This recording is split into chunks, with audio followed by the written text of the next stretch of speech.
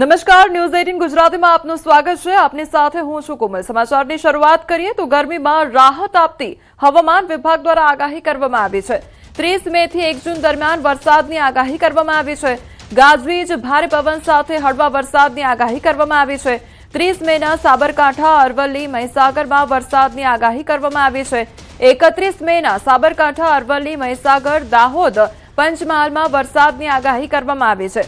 1 જૂને સૌરાષ્ટ્ર સહિતના વિસ્તારોમાં વરસાદની આગાહી કરવામાં આવી છે તો 1 જૂને બનાસકાંઠા, સાબરકાંઠા, અરવલ્લી, મહીસાગર, દાહોદ, પંચમહાલ, છોટાઉદેપુર, અમરેલી, ભાવનગરમાં ભારે પવન સાથે ગાજવીજ સાથે વરસાદની આગાહી કરવામાં આવી છે।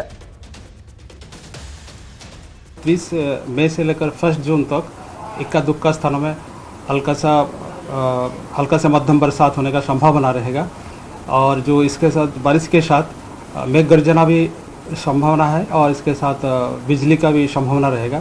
इसमें जो विंड स्पीड तेज़ हवा की गति रहेगी 30 से 40 से 50 किलोमीटर प्रति घंटा तेज़ पवन चलने का स्थिति रहने का संभावना रहेगी। 30 मई को बता रहे साबरकांठा, अरवली और महीसागर के लिए दिया गया है।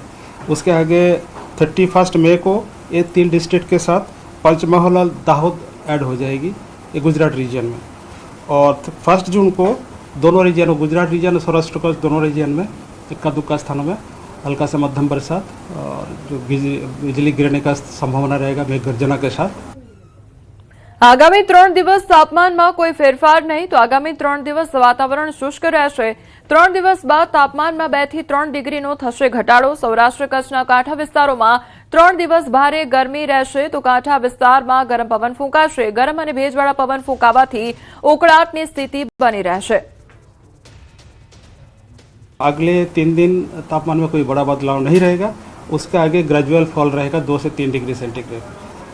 और जो कुछ हमारे जो सौराष्ट्र कच्छ की तटीय क्षेत्र है 26 से 28 मई तक ये 3 दिन हॉट एंड ह्यूमिड कंडीशन बनी रहेगी।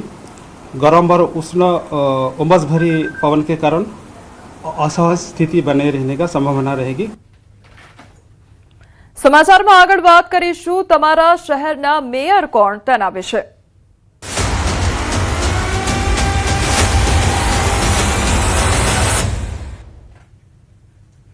8 મનપાના પદાધિકારીઓની જાહેરાત કરવામાં આવી છે ત્યારે મેયર, ડેપ્યુટી મેયર સહિતની જાહેરાત કરવામાં આવી છે।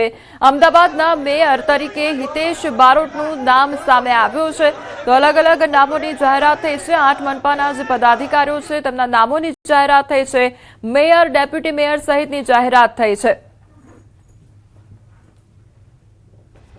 તો સૌથી પહેલા અમદાવાદ શહેરની વાત કરી લઈએ તો મેયર હિતેશ બારોટનું નામ સામે આવ્યું છે। ડેપ્યુટી મેયર અંજુબેન શાહને બનાવવામાં આવ્યા છે। સ્ટેન્ડિંગ કમિટી ચેરમેન કમલેશ પટેલને બનાવવામાં આવ્યા છે। તો અમદાવાદના 3 નામો કે જેમાં અમદાવાદના સુકાનીઓના નામ સામે આવ્યા છે। નડિયાદ પર નજર કરીએ તો નડિયાદમાં મેયર તરીકે અશોક ધોરાજીયા, ડેપ્યુટી મેયર તરીકે કેયુરીબેન દેસાઈ, ત્યારે સ્ટેન્ડિંગ કમિટી ચેરમેન તરીકે મુકેશ અગ્રવાલની નિમણૂક કરવામાં આવી છે। આ 3 નામોની જાહેરાત નડિયાદ ખાતે કરવામાં આવી છે। અલગ અલગ જે મનપાના સુકાનીઓ છે તેમના નામ સામે આવ્યા છે ત્યારે હવે જામનગર પર નજર કરીએ તો જામનગરમાં મેયર તરીકે મોનિકા વ્યાસનું નામ સામે આવ્યું છે। ડેપ્યુટી મેયર તરીકે રાકેશ ડેડના નામની જાહેરાત થઈ છે। સ્ટેન્ડિંગ કમિટી ચેરમેન તરીકે ધીરેન મોનાણીના નામની જાહેરાત થઈ છે। તો જામનગરના 3 નામો સામે આવ્યા છે કે જેમના હાથમાં જામનગરની સુકાન સોંપવામાં આવી છે। અને હવે નજર કરીએ નડિયાદ પર। નડિયાદમાં મેયર કોણ તો મેયર મનીષ પટેલ છે। ત્યારબાદ ડેપ્યુટી મેયર તરીકે કલ્પેશ રાવળનું નામ સામે આવ્યું છે। સ્ટેન્ડિંગ કમિટી ચેરમેન તરીકે પરાગ બ્રહ્મભટ્ટનું નામ સામે આવ્યું છે। આ 3 નામોની જાહેરાત નડિયાદ ખાતે કરવામાં આવી છે। નડિયાદને મેયર મળ્યા છે મનીષ પટેલ મળ્યા છે। આ સાથે ડેપ્યુટી મેયર તરીકે કલ્પેશ રાવળનું નામ સામે આવ્યું છે। ત્યારે આ 3 નામોની જાહેરાત કરવામાં આવી છે। અલગ અલગ મનપાના જે સુકાનીઓ છે તેમના નામની આજે જાહેરાત થઈ છે। પોરબંદર પર હવે નજર કરીએ। પોરબંદરમાં મેયર કોણ તો સાગર મોદીનું નામ સામે આવ્યું છે। ડેપ્યુટી મેયર તરીકે મનીષ શિયાળના નામની જાહેરાત થઈ છે।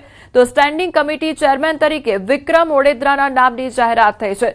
તો પોરબંદરના 3 નામો સામે આવ્યા છે। મહેસાણા પર હવે નજર કરીએ તો મહેસાણામાં મેયર સોનલબેન ઓઝા, ત્યારે ડેપ્યુટી મેયર તરીકે રમેશ રાજપૂતનું નામ સામે આવ્યું તો સ્ટેન્ડિંગ કમિટી ચેરમેન તરીકે દીપક પટેલને નીમવામાં આવ્યા છે। ત્યારે મહેસાણાના 3 નામો સામે આવ્યા છે કે જ્યાં મેયર તરીકે સોનલબેન ઓઝાનું નામ સામે આવ્યું છે।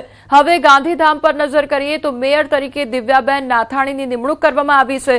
ડેપ્યુટી મેયર તરીકે નવીન ઝરુનું નામ સામે આવ્યું છે।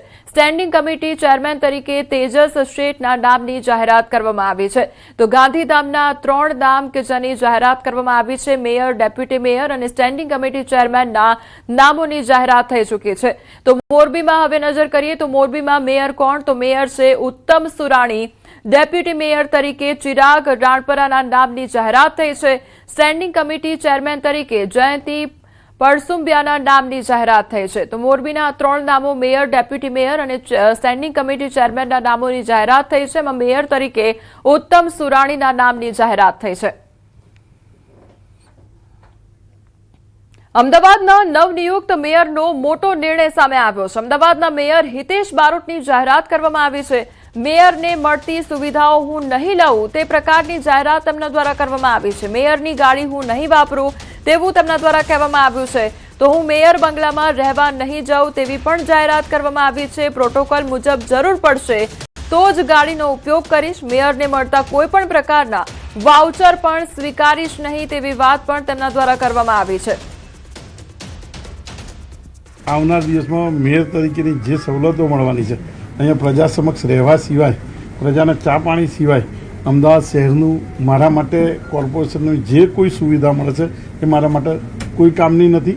મારા ભગવાનની દયાથી, આપ બધાના મારા મા બાપની પુણ્યથી જે મારી જોડે વ્યવસ્થા છે એની કોર્પોરેશનની ગાડી પણ હું મારી પોતાની જ વાપરું છું। મને નરેન્દ્રભાઈએ જે સૂચન કર્યું છે એ ઇલેક્ટ્રિક કાર જ હું વાપરીશ અને ઇલેક્ટ્રિક કાર સિવાય મારો પ્રવાસ નહીં હોય। અમદાવાદ શહેર માટે પ્રોટોકોલની દ્રષ્ટિએ જ્યારે જરૂર પડશે ત્યારે પ્રોટોકોલનું સાધન વાપરીશ।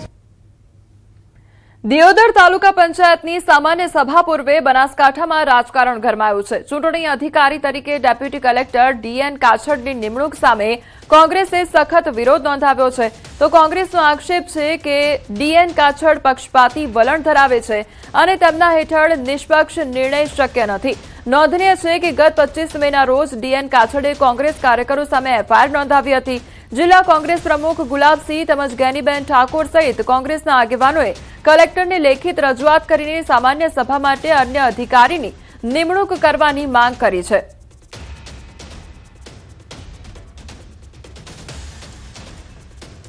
તો ડીએન કાછડિયાને લઈને વિવાદ વકર્યો છે અને તેમના દ્વારા અગાઉ પહેલા કોંગ્રેસના કાર્યકરો સમક્ષ એફઆઈઆર નોંધવામાં આવી હતી અને ત્યારબાદથી જ આ વિવાદ વકર્યો છે। તો ડીએન કાછડની નિમણૂકને લઈને આ વિરોધ જોવા મળી રહ્યો છે અને કોંગ્રેસના કાર્યકરોમાં આક્રોશ જોવા મળી રહ્યો છે।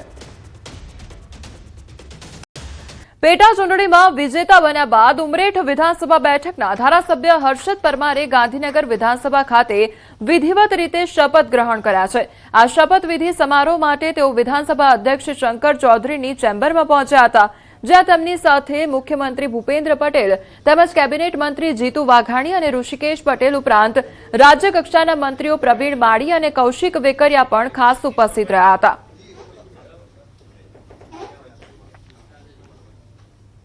કુખ્યાત આરોપી ધમા બારડ સામે અમદાવાદ ક્રાઇમ બ્રાન્ચે વધુ એક ફરિયાદ નોંધી। ધમા બારડે ક્રાઇમ બ્રાન્ચના પોલીસ અધિકારીની પિસ્ટલ ઝૂંટવાનો પ્રયાસ કરી ઝપાઝપી કર્યાનો આરોપ લગાવવામાં આવ્યો છે।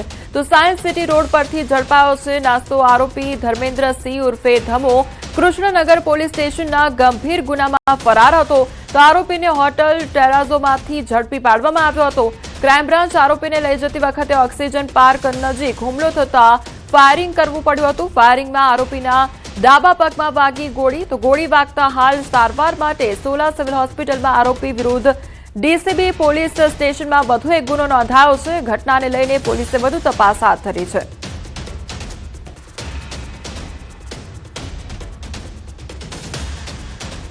સમાચારમાં આગળ વાત કરીશું સિંહ પર રોગનો ખતરો।